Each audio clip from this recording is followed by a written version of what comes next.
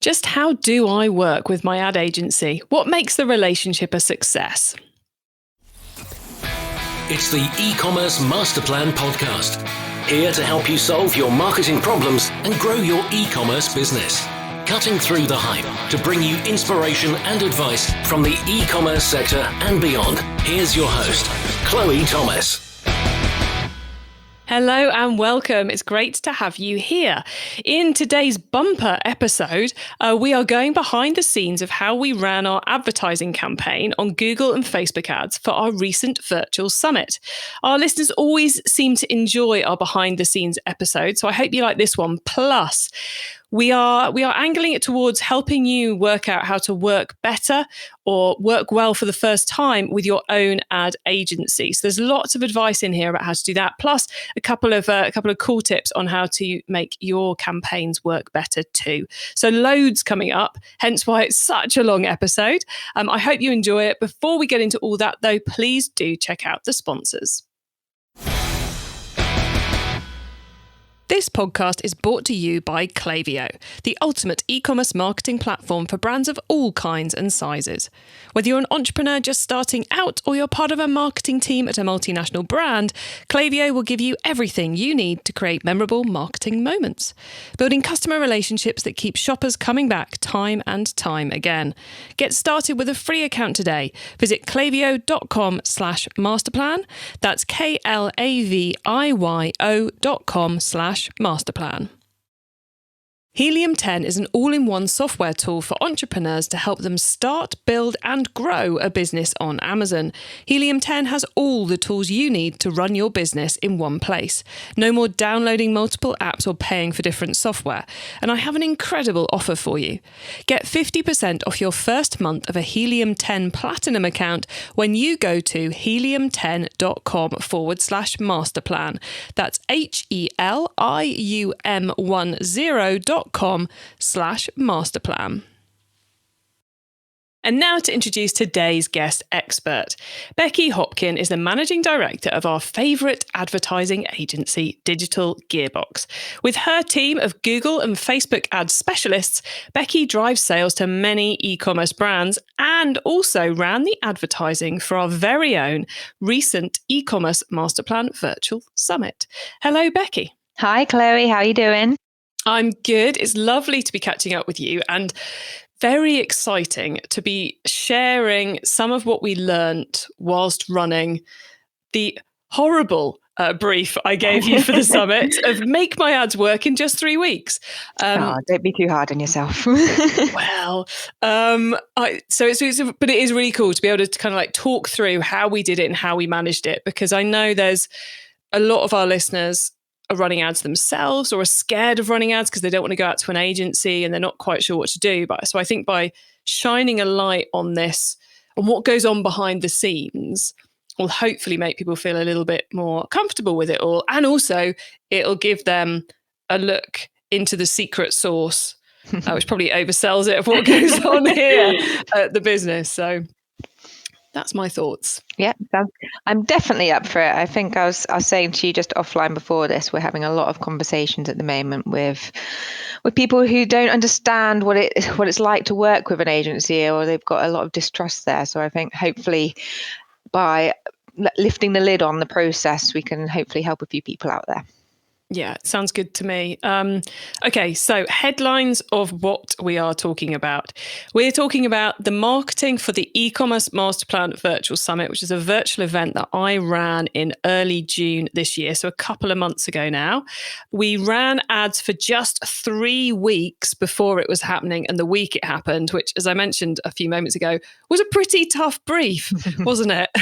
Yeah, normally we like to have a little bit more notice, but it's fine. I mean, you have to be agile as an advertising agency, and thankfully, you say it wasn't the best brief.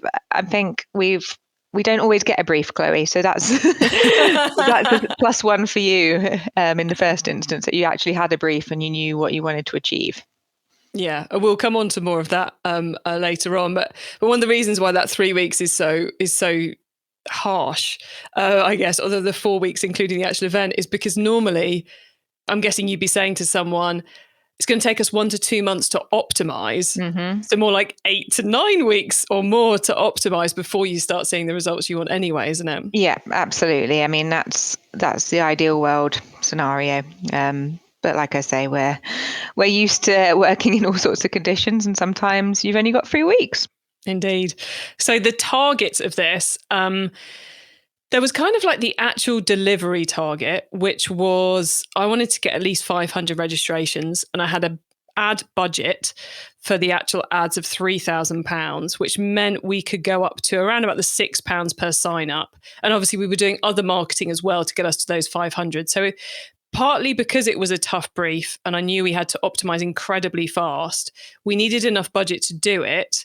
But we also needed enough wiggle room to kind of play around with the numbers. We needed a fairly relaxed target because of that short time span. Now, so that's kind of like the headline targets. Then we had a couple of other targets, one of which was I needed to not be the person running the ads.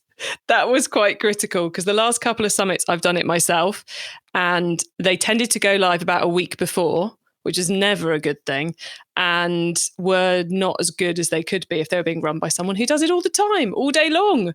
So that was a win from pretty much the first moment I sent you guys the brief. It was like, yay, I don't have to do it. And then we also wanted, and I made this clear to you guys from the start, this was the beginning of a much longer project of running different ads about different things to similar audiences. So it was the beginning of a learning curve of something that may well go on for years to come. So it was kind of like a hotbed test zone, I suppose. Yeah, nice description. Yeah, and we did test a lot, but we'll come on to that a little later on. Headline results then. So what did we actually achieve? We got directly attributable 413 signups, which was mega. That was awesome. With an overall, and this is taking into account every single penny we spent. So the campaigns we thought would work and were hideous, and there were some shockers in there, certainly in the first week, at £6.20 per sign up. So pretty much in line with what we were going for. And we saved £450 of the overall ad budget because it quite frankly wasn't worth spending it. We couldn't get good performing ads in front of more people. So that worked very nicely. Always nice to have to be given 450 quid back. And we really pushed, Becky and her team really pushed the ads hard. They learned a lot. We'll probably talk about that a little bit later on.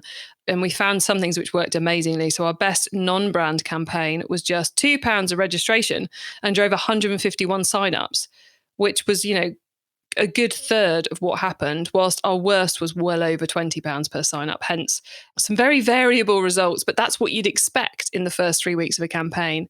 And as I said, the other headline result was the ads actually happened and I didn't have to do them, which was amazing.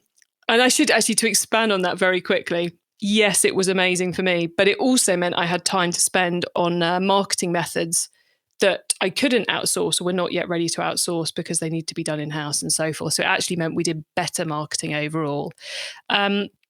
So Becky, that's the headlines. Mm-hmm. Everyone kind of knows Chloe's quick guide to what we're actually talking about. But how did we do it? Where did once I said, help me, where did we start?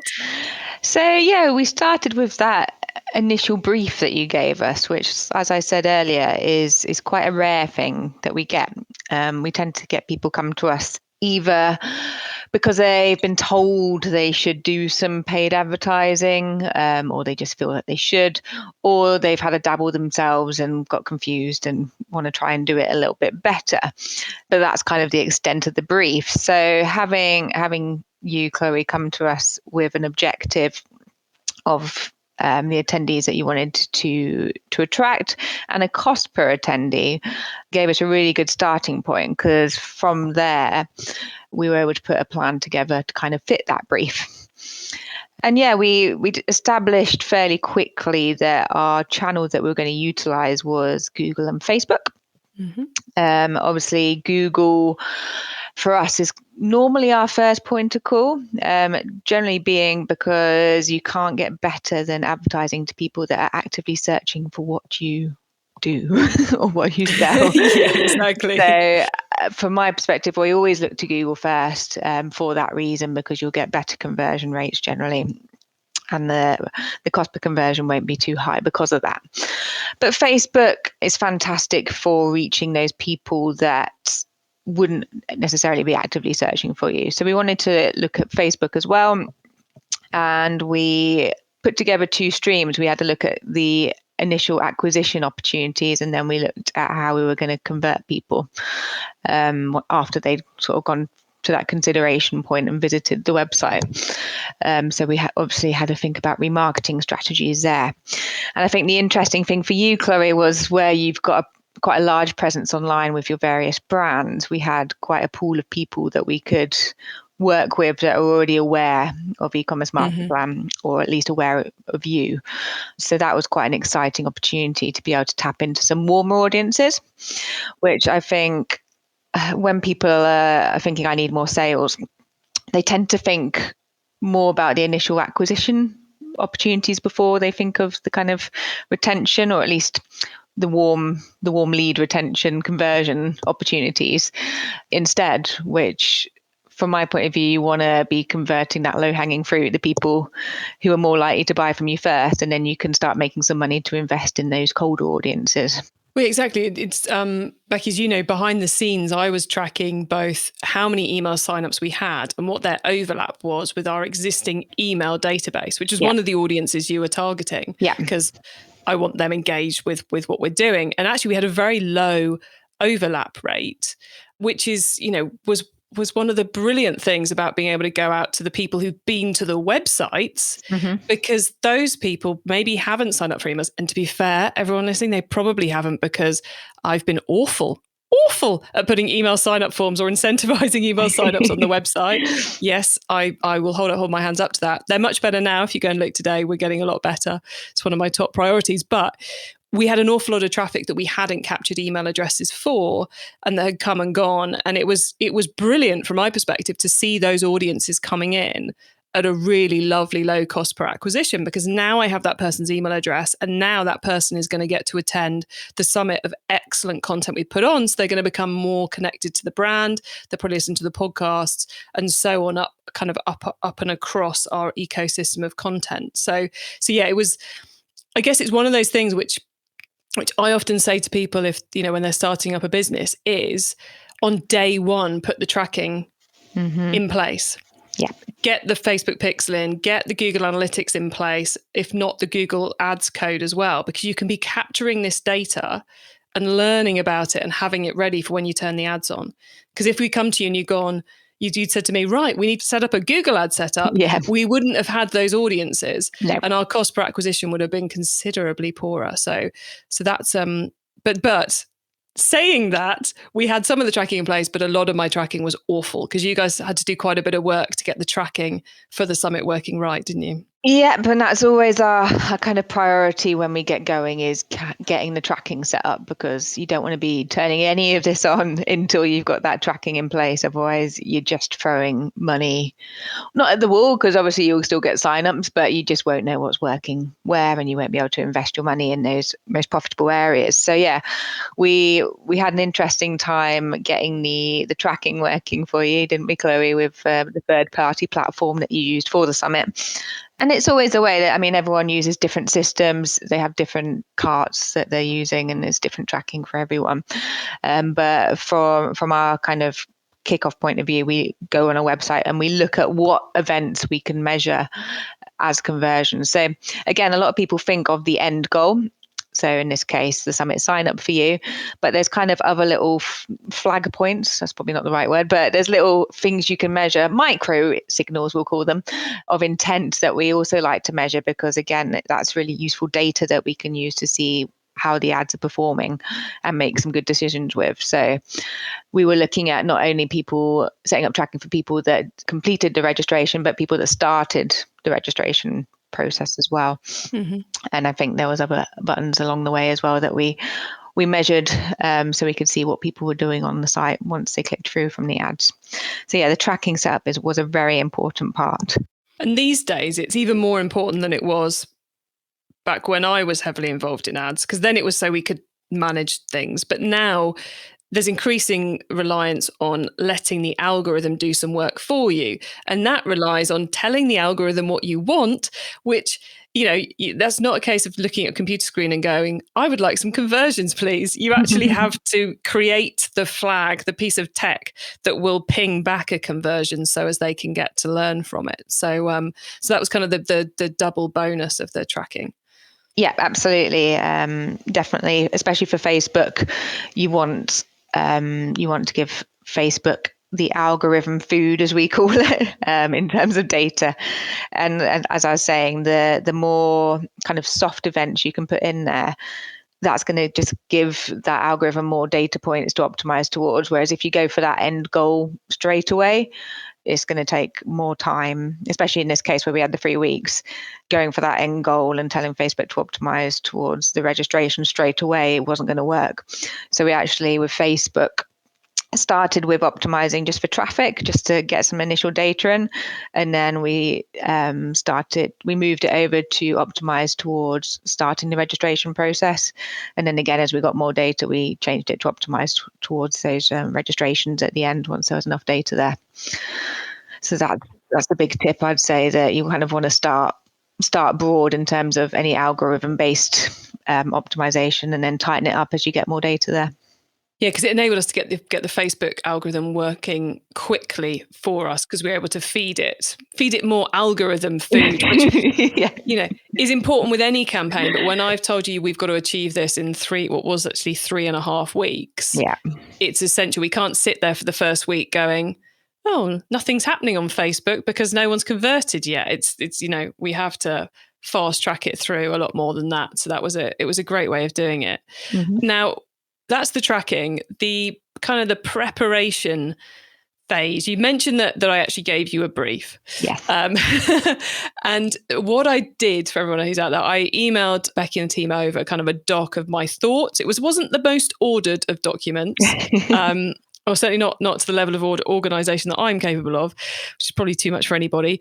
But the key points, when it's happening, what my budget is, what I think we could achieve in terms of the cost per sign up, and thoughts around things I've done in the past that have worked, and what channels I thought we might want to use, what we've got set up, not all of which was accurate, it turned out.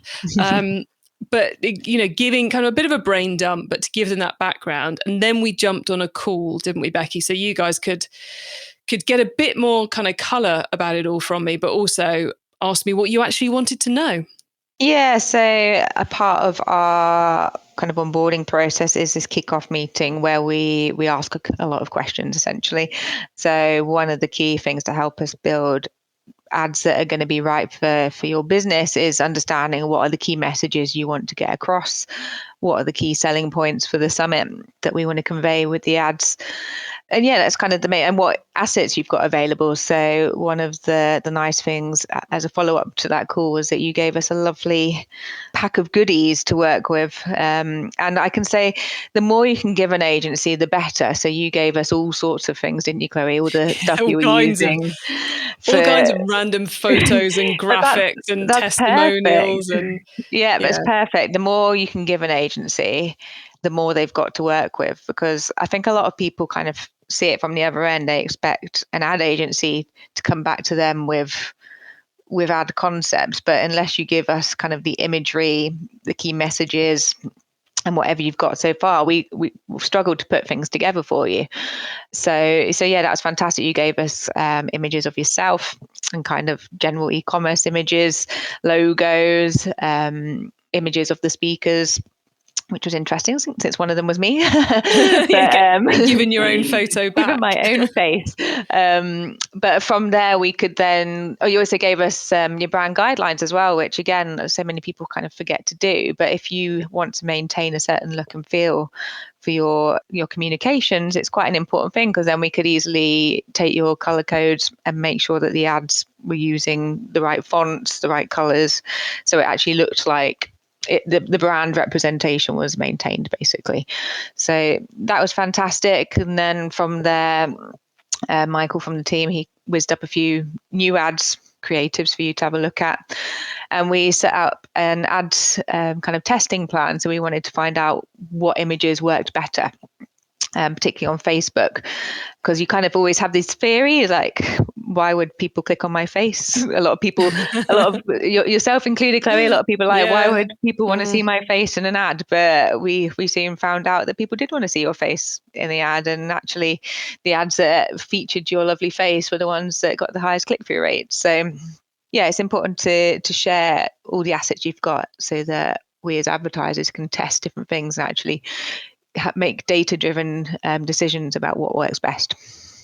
Yeah, and I think one of the things that from that call and the providing things back to you was you were asking me questions about it that hadn't even occurred to me to tell you about or to provide you with, or stuff I would have tried to, just was going to hide. And then you're like, no, that will be really powerful. Send it over. And, I'm, as I hope all you listening know, I know quite a lot about this stuff, and I thought I could have guessed it all, but actually they were asking me for things like I said, I hadn't realized that would be useful. And I suppose one of the great things about having an agency on board to run this was the content and the activity that we did wasn't constrained by my assumptions. And I was challenged on certain assumptions I was making about it. And we were able to test more things because as an agency, you're a lot more open-minded to what may or may not work than I have been. So it's that kind of pushed the performance forwards as well, I think. Yeah, definitely. I think it's always two heads are better than one. And Exactly. If you're working with an agency with more than one head as well, you've then got the benefit of all their additional heads as well that can come together when they're planning and rolling out these campaigns for you. So, Becky, we're over 20 minutes into this chat and we haven't actually yet put an ad live. So we better put an ad live. Yeah. Well, one, we better put an ad live, but I think it just shows how important the prep work is in getting the relationship off on the right foot and setting the ads up for success. So what strategies, what channels, what methods did we put into play? Sure. So as I said, we kind of had the two streams via Google and Facebook. So on the Google side of things, we had traditional search ads.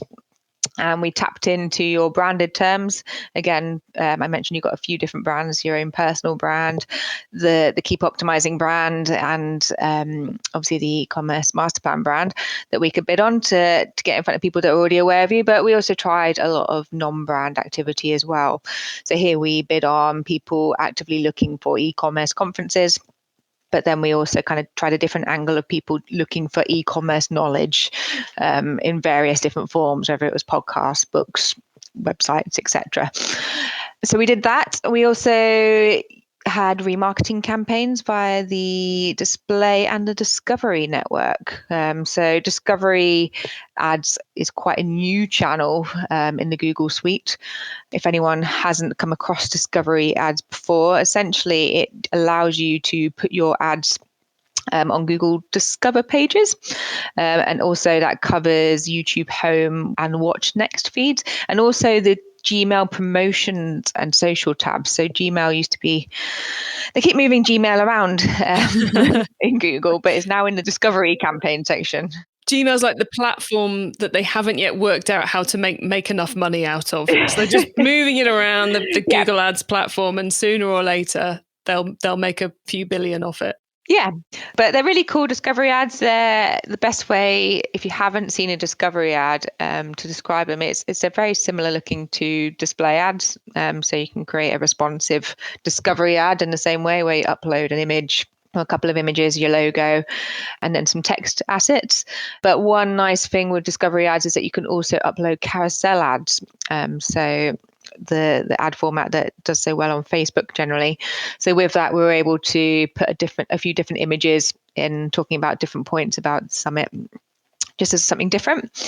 And yeah, we also launched some cold display. So when I say cold display, these were non-remarketing audiences.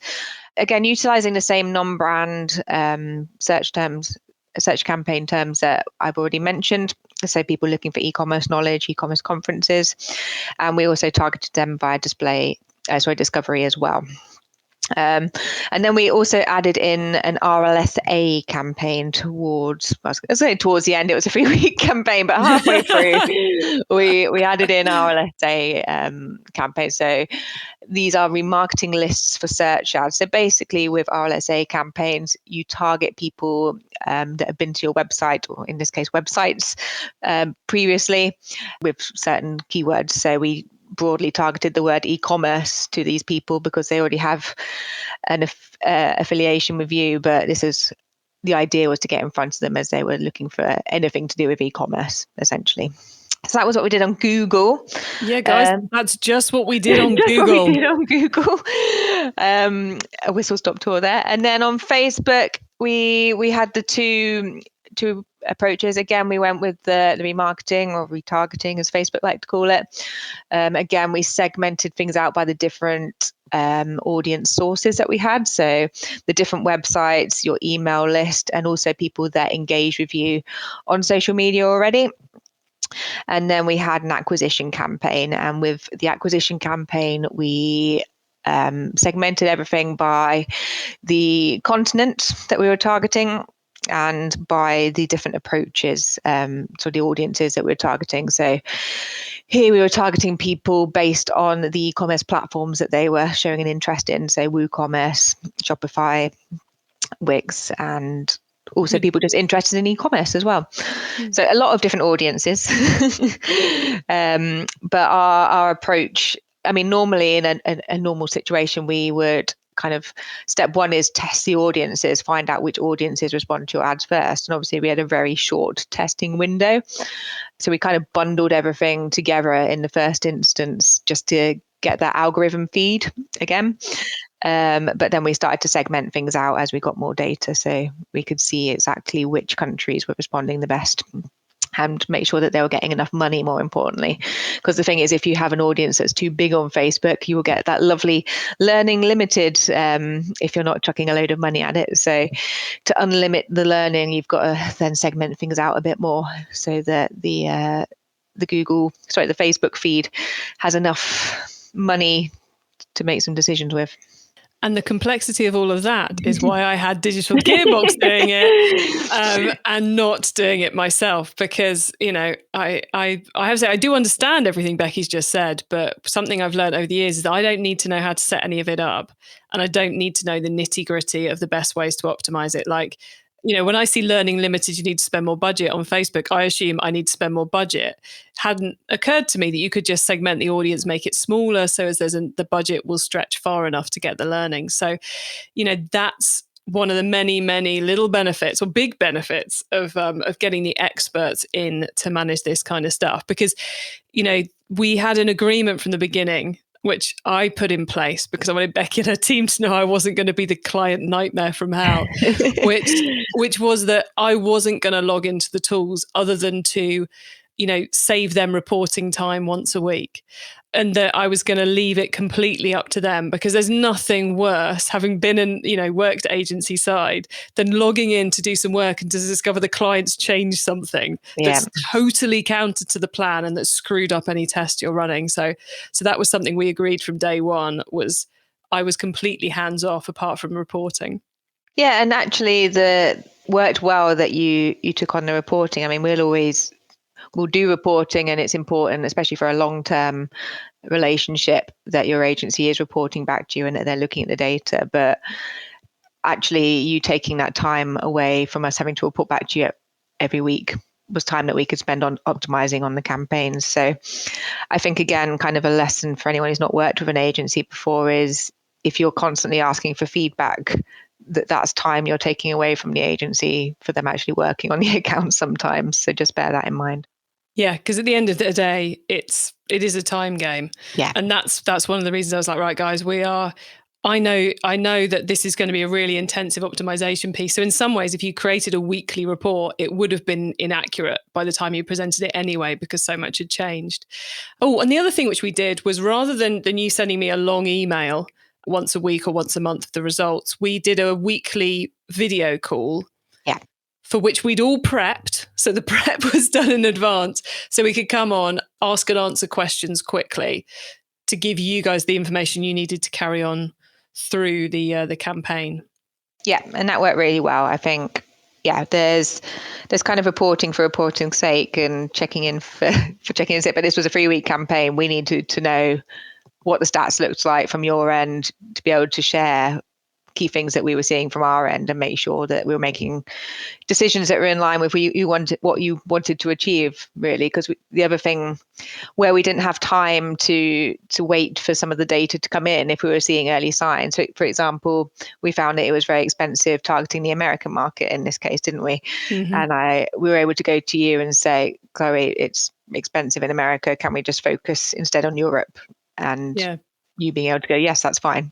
Despite the fact in my brief, it was America's a really important market. Yeah. So, that's something that's quite hard to put in an email, but very easy to bring up as we're talking about how are we going to make the budget stretch further? How are we going to get more people coming in? And, that then meant I was like, right, I'm confident. You guys run with it. We're all good. Yeah, because I think, again, if you don't communicate, we'll just revert back to that original brief and go, well, we can't change that because the original brief said this. Whereas if you can just challenge things based on the data and have a quick conversation about it, a lot of the time better decisions can be made. Yeah. And I was also tweaking the budget and kind of going, yeah, I'm still happy to spend the budget based on the numbers we're getting, or can we tighten up because I'd like to see a better CPA? Because, at the beginning of it was, I didn't know how much I needed to spend to get 500. I didn't know how much I needed to pay per acquisition. It was very much finger in the air stuff. And I think, what we've done now, now we're running at a steady £4, which is a third less than we paid for the live event. We're now running out on our cost per acquisition because of all the work we did in those 3-4 weeks. We've now been able to lower it further. So there was, it was are we still okay at this price? Should we lower it? Can we raise it? What's the main objective for the following week? Do we just want bums on seats, or do we want, are we willing to take it higher, take it lower, and so forth? So we were able to have those conversations. But I've just slipped into what happened afterwards. So is there anything else about whilst we were actually running it you wanted to share, Becky, before we get into the afterwards bit? No, I don't think so, other than it was a very busy 3 weeks. But I could go into all sorts of optimization techniques, but I don't think we've got time in today's podcast. So that's for another day.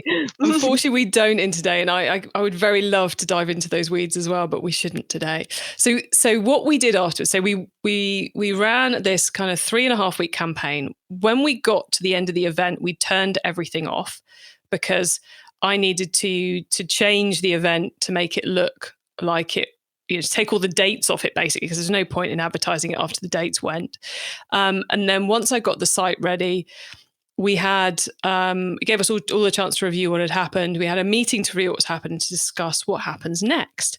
And one of the things I'd said to Becky and her team right from the beginning was, part of our plan over these 3.5 weeks is to prove and find enough nuggets of awesome campaigns that we can try running once the summits become what I would term an evergreen or an open forever. You just give us your email address and you can watch it all straight away. And in July, because it took me longer than a couple of days to rework the page, we kicked off the advertising again, but refocused with the ads refocus and everything else on just kind of removing the dates and encouraging people to sign off, which has been an interesting test as well, hasn't it? Yeah, I mean, it was a better point for us because we had 3 weeks worth of data to make some decisions with. But again, there's still probably some things that we started testing that would be worth revisiting at some point, but where the focus at the moment was to get sign-ups for a certain cost, we were able to look at the campaign performance, see where we were getting those results for a lovely low cost. So things like the discovery ads worked really well for you. So we put a lot more money into that, and we were able to knock the things on the head that weren't bringing in those attendees for a reasonable cost. So some things were costing over £20 per sign up. So we just culled that from the new activity, so we could focus in on the things that did work.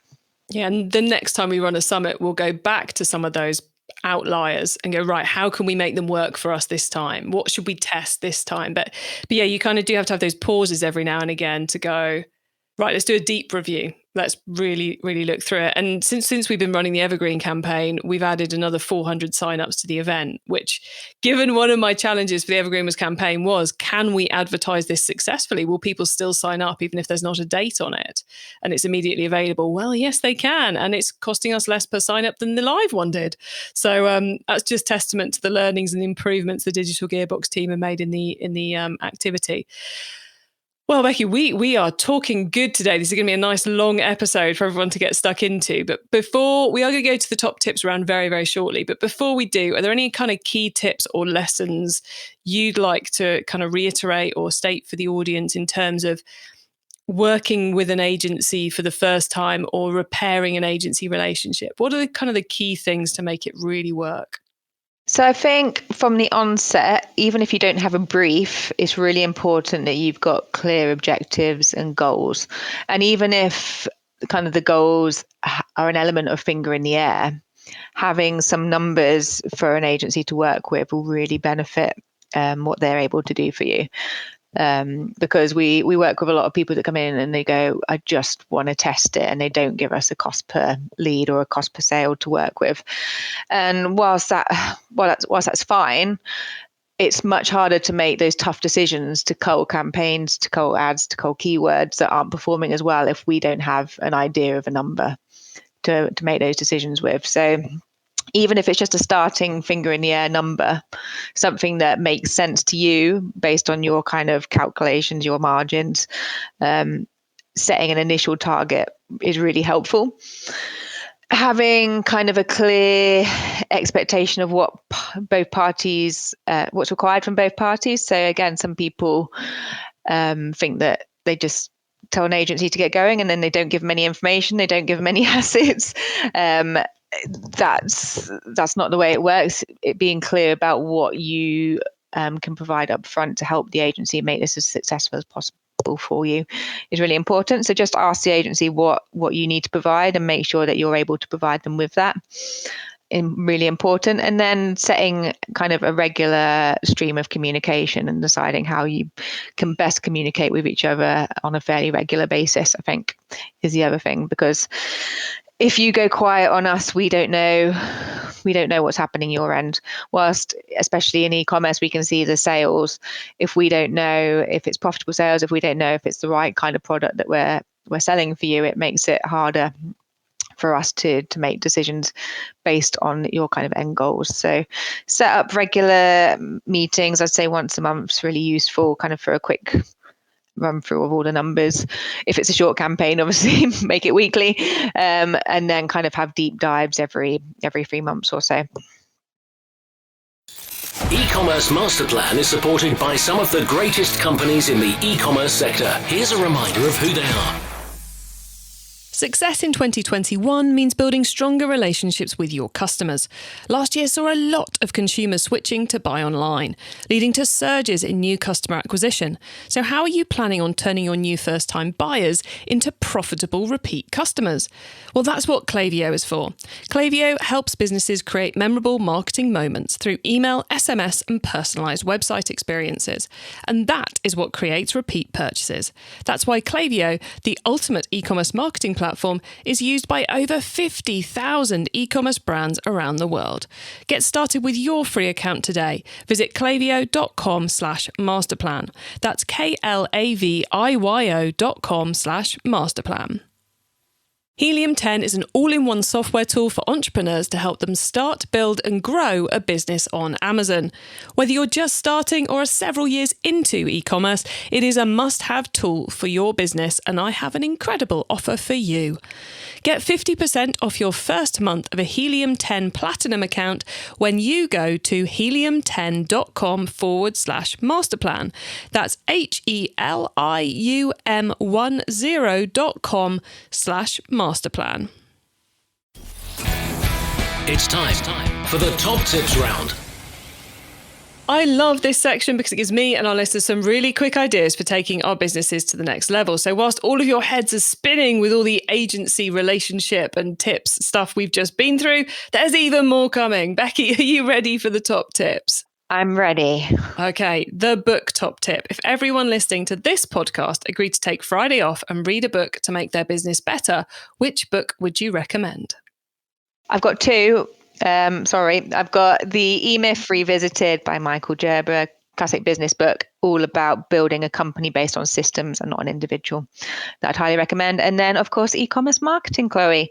So your own book yourself. It's got everything you need to know about the various online advertising channels. So great place to start. Awesome. Thank you. If anyone wants to hear both the authors of those two books, both Michael Gerber and myself, having a conversation, you can do that right here on this podcast. And I will, once we get to the end of the top tips, I will look up what number episode it is and you can scroll back and have a listen. Okay, the traffic top tip. Which marketing method do you either prize above all others or think doesn't get the press it deserves? Google search. As I said, it's the one place where you can go and tap into people actively looking for what you sell or do. So true. I will heartily agree. Google Ads are awesome. The tool top tip, maybe a collaboration tool, a social media plugin, or just a way of working. Is there a little tool, cool little tool even, that makes you and your team more efficient from day to day? So from a day-to-day management point of view, Asana is wonderful. We use it to assign all our kind of optimization tasks that we need to do on each account and just any other tasks that we need to do in the day. So it's a fantastic tool for giving yourself a daily checklist of things that need doing. And then I'd also say Canva as well for some quick and easy image manipulation. So if you're looking to do Facebook ads, Canva is a really great tool just to put some nice images together for that. Excellent tips. Okay, the growth top tip. If you met someone today who's focused on growing their e-commerce business from 100 orders per month to 1,000, what would be your number one tip for them? I'm going to go back to that setting a clear objective. So if you know you want to grow your business, set a target of how much you want to grow your business and how much you're happy to pay per lead or per sale to grow your business. Yeah, because if you don't get that right, then you're heading for a world of trouble. Either it's going to be really far too hard or you're going to not make any money. Yeah. So awesome tips, Becky. Though that podcast episode I mentioned where I'm interviewing Michael Gerber is number 89, if anyone wants to scroll back and listen to that one later. Becky, before we say goodbye, please let the listeners know where they can find you and get hold of you guys at Digital Gearbox, please. Sure. So you can visit us at www.digitalgearbox.co.uk and we're on all the social channels as well, LinkedIn, Facebook, Twitter. And you can find me, Becky Hopkin, on all of the social channels as well. Brilliant. Well, Becky, it has been marvelous chatting with you today. I love the fact we've been able to share this journey we've been on with the audience. And it's just reminded me quite how much we've achieved in the last few months. It's slightly mind-boggling. And I am so glad I outsourced the ads to you guys. So thank you very much for coming on and telling everyone about it. You're so welcome, Chloe. We're due to write a case study up and put it on our website. So if anyone wants to kind of have another look at the stats and read through the story again, we'll have that on our website soon as well.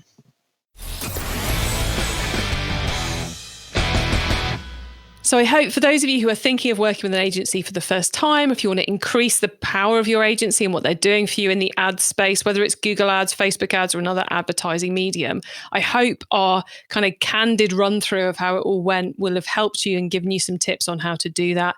For those of you who are running events, who've been trying to grab what we did and what worked, more than happy to share more. Just get in contact with me and I will try to answer your questions. You can get your hands on the notes from today's show, including the top tips and links to what we mentioned by heading over to ecommercemasterplan.com/podcast.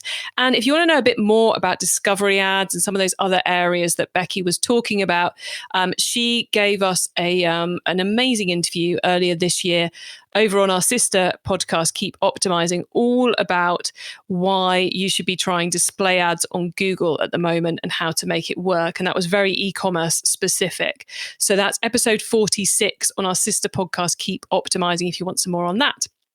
Thank you so much for tuning into this and every episode of the E-commerce Master Plan podcast.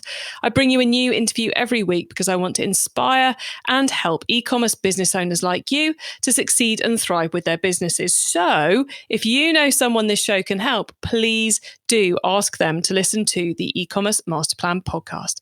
I hope you have a great week and keep optimizing. Thank you for listening to the E-commerce Master Plan podcast. Find out more at ecommercemasterplan.com/podcast.